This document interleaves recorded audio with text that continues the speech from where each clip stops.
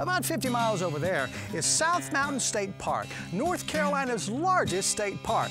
We're here now at Crowder's Mountain, and we're on Moon Rocks. And this is an interesting little part of the park. It's about a 2-hour hike from the visitor center.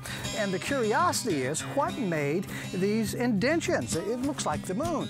Some say lightning, some say little meteorites, some say, well, vultures. Who really knows? One thing's for sure, Crowder's Mountain State Park is well worth the effort. Crowder's Mountain State Park is a perfect stop for our Backstage Pass to the great outdoors. Just make a note that on weekends and holidays, parking lot patience may be required. I really like the visitor center. There's always a friendly ranger. Hey, how are you? Good, how are you? You have a map? Yes, sir, this is it. Okay, great. Well, I'm supposed to see Ranger Cooke. Where is he? He is up on the mountain. Okay, well, I'm gonna go up there and see him, but before then, I'm gonna look around. The animal exhibits are nicely done and very informative. I think that's an important part of visiting our treasured state parks.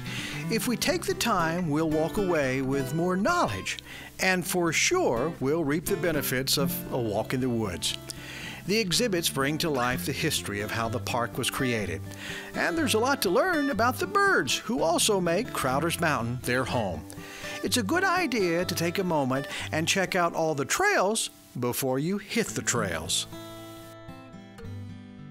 So, Ranger Cooke, how long have you been a ranger?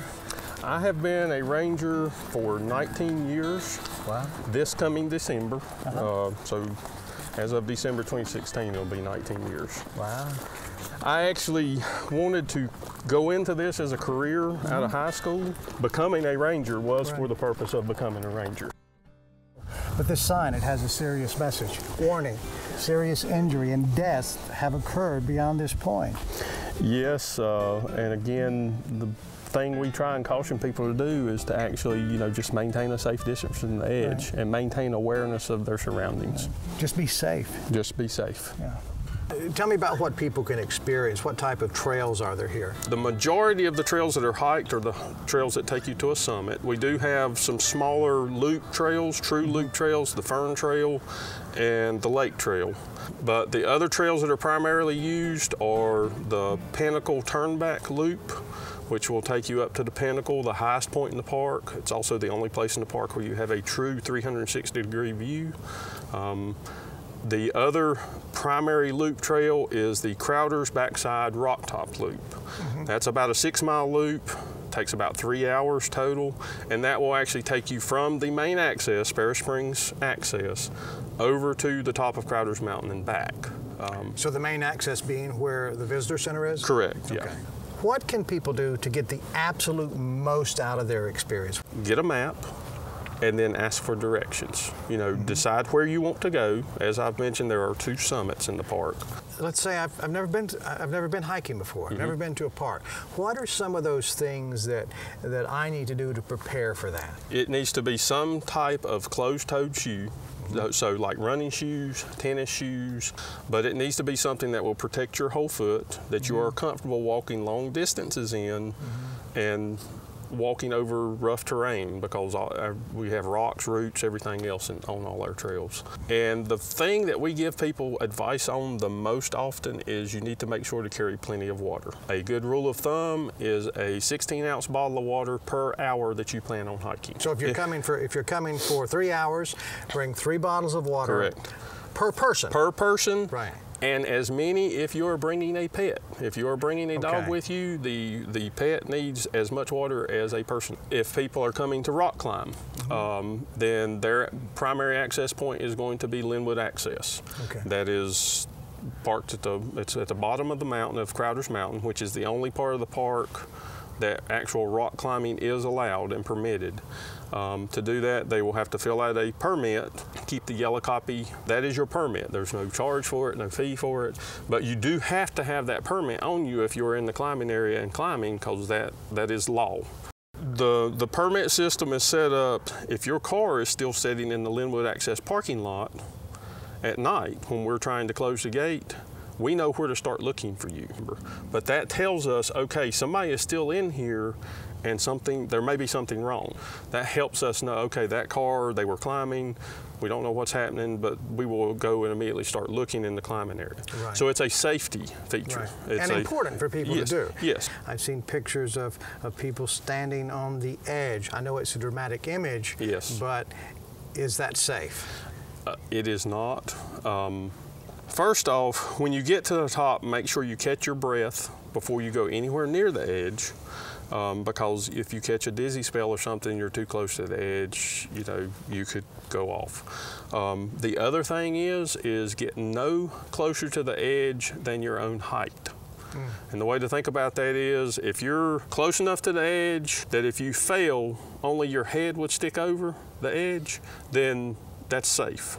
Okay. If you are closer than that, and you fall and say your head and chest, well, those tend to be rather heavy in people, right, and you could continue on. So your own height to an edge is about as close as you need to get to the edge to be safe. So Ranger Cooke, let's talk about family safety. And with that I mean families come out to the park, but what should we be concerned with regards to having the best safe experience? Probably the biggest thing a family needs to keep in mind when they come here safety-wise is if they have really small children, keep an eye on your children. Keep them close. Children like to wander off. They'll see something that catches their fancy. They'll see a butterfly or a flower or something, and you know they want to go see what that is. And sometimes they'll wander off and get lost. Some people would say, well, you know, you really shouldn't have, you know, dangerous things there. But this is nature. Yes. And it's all about yes. learning about nature, yes. right? Most North Carolina state parks are natural areas, and the reason they were set aside to be protected is because of the natural environment. So basically, if a tree falls, yes. it falls, yeah. and you get it out of the path, but it lays there and rots. It exactly. deteriorates. Yeah, and that's nature. Yeah, you know, if it falls across a trail, we will cut it out of the trail so that people can continue to use the trail. We do not maintain the climbing areas. Okay. If a tree falls up in the climbing areas, it stays right where it falls. I am a dog lover. I like to take my dog out with me sometimes. People, I imagine, would like to bring their pets to the park. Now, what are the rules on that, and what are the things that we need to be aware of so that that part of the family can have a good experience as well? Okay. Pets are welcome in North Carolina state parks. The one caveat is there is a leash law in North Carolina state parks. You have to keep them on a leash, physically controlled. And we prefer the leash is less than 6 feet, and that's just so it's not getting tangled up, it's not tripping people up on top where there are falls and stuff. We do not accept electronic leashes. It has to be a physical control, and that is for the animal's safety. Right. If the animal, say you're up on top and it's excited and it goes over the cliff, if it's on a leash, you can maybe manage to save it. Really small dogs, you know, a small little Dachshund or something like that, there are birds called great horned owls in this park that eat things that size. Really? Yes. So you know, at least if one were to swoop down, you have a chance of pulling it back. So it is a safety thing. It's also important because not everyone feels the way you and I do about dogs. So leash your dog, leash your cat. You can carry your iguana. Yes. Unless it gets on the ground. Yeah. If you put it on the ground, then you need to have a long leash. An iguana leash. Yes. Yeah. Yes. And yeah, the things you see, you just, okay. Yeah. Well, Ranger Cooke, if I want to bring my alpaca to the park, is that okay? That is not really okay. We have had that request before. We've had people wanting to bring pack llamas and things like that. So a little bit of a limit. Yeah. So I can bring my dogs, my cat, yes. my lizards, as long as I carry them, but probably I should leave my my camels and alpaca and we would greatly appreciate that. And a lot of other visitors would probably appreciate that as well. I understand. How can someone come to the park? What do they need to do to slow down and observe what's actually here to where they can get that maximum experience that only nature can do? In some ways, if you come here trying really hard to relax, you're not going to do that because you're so focused on it, you're trying too hard. Right. So if you come with kind of just an open mind and I hesitate to say open heart, but that would be important too. I would say that. Yeah, you know, you just need to come open to the experience you may have. So how do people find you online? The state parks has its own webpage, State Park System. It's www.ncparks.gov, Gov. On that page, there's a link up near the top, actually the right-hand side, that it says Visit a Park. You click on that, it drops down a menu that is every park and natural area in our system. When we go to the North Carolina Parks website and we find Crowder's Mountain, what can we expect when we get to that site? You may see programs that we're offering, if we are offering any programs, any upcoming events.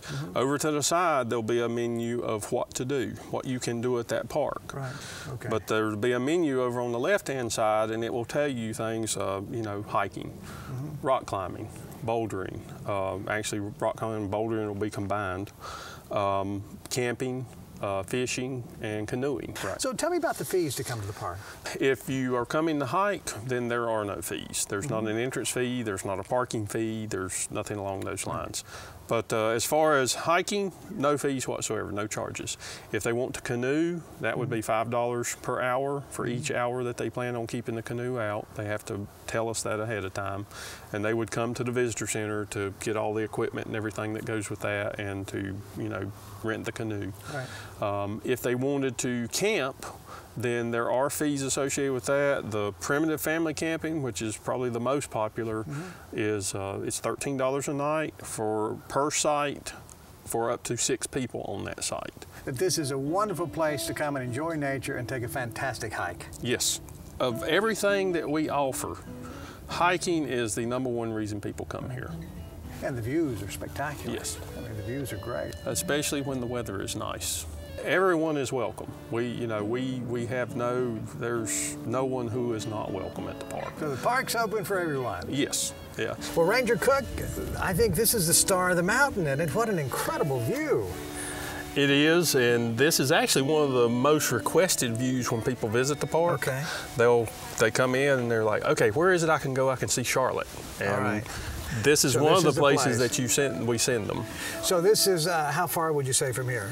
It's approximately 25 miles. Okay, so 25 from Charlotte. And today, I mean, it's not a cold day, so you say the views are better when it's cold, but still yet, that's a pretty darn impressive view. Yes, it is. How many times have you come up to take pictures yourself? I have.